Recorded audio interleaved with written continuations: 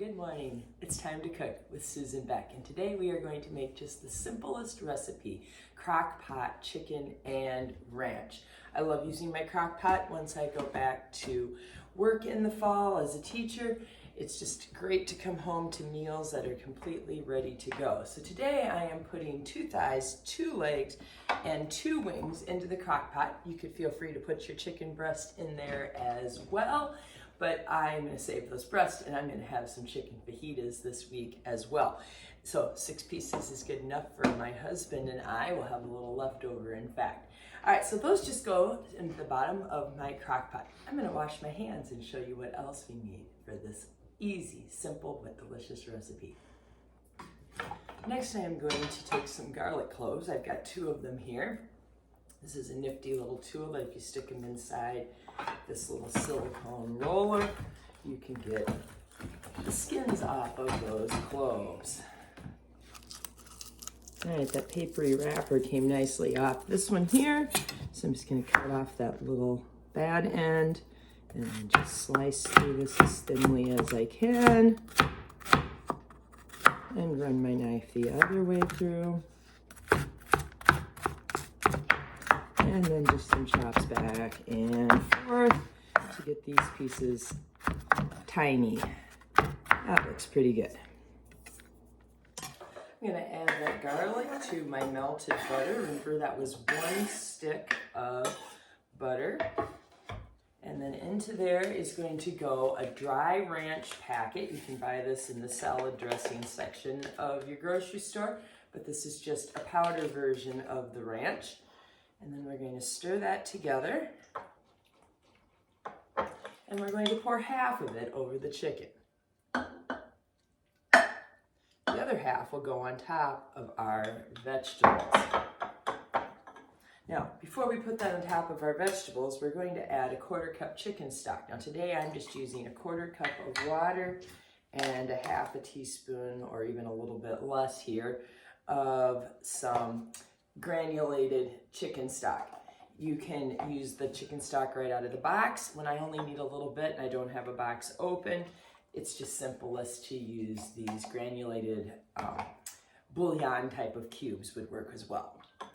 Okay, we're gonna set that to the side for a moment. We'll put that over top of all the other vegetables. So next is gonna go in my potatoes, and I just love this meal because I'm able to use some things from my garden. We've been digging up the last of our potatoes, and I'm using some yellow potatoes here today, but it would be just fine with like the red potatoes.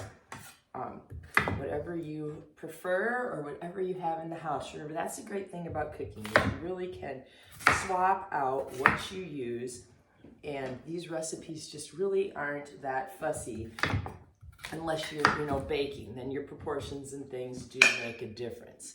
So in go my potatoes. I think I'm gonna do one more. Get that spot off the side there on that one. All right, so I'm either quartering or halving, depending on how big the potatoes are. All right, the next part, which is one of the reasons I love to make this right now, my garden it's winding down, but I am still getting some green beans out of my garden. So I am just taking the tips off of these. I only need to remove the end that the plant was connected to the bean.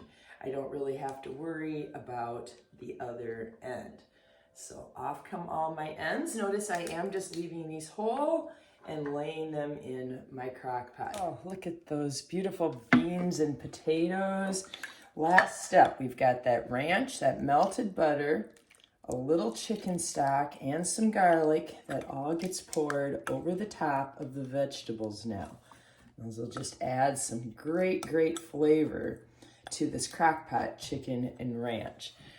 And that's all there is to it. Time to put on the lid. I'll plug this in and put it on low for 6 hours would be plenty of time to get it done on low. I'll be gone probably more like 8.5, and it will be just fine in here. And my husband and I are having the tastiest dinner tonight.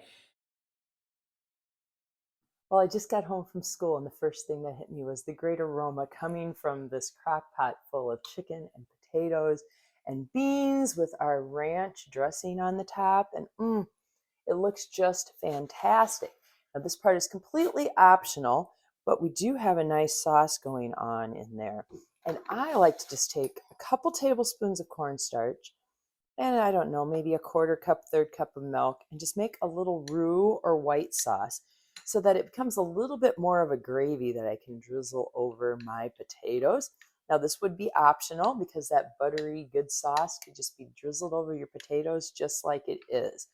But I'm not going to eat for another, oh, I don't know, hour and a half, 2 hours here. So I'm just going to pour this down in that sauce, and I'm going to turn my heat up to high and see if we can thicken that just a little bit. Again, this is completely optional. You don't need to do this part, but it does make a nice gravy.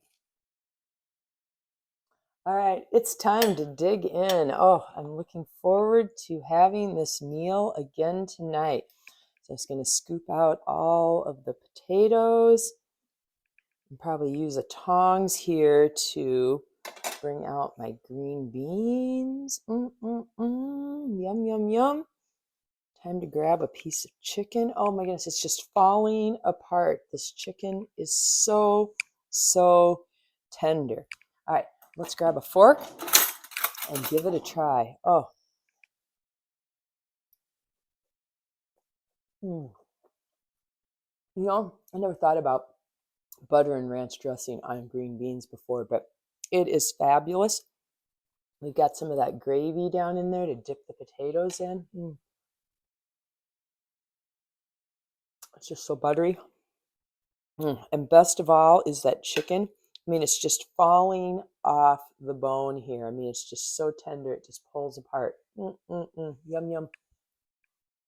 You just have to give this very, very simple crock-pot recipe a try. Very few ingredients, and it's ready when you get home from work.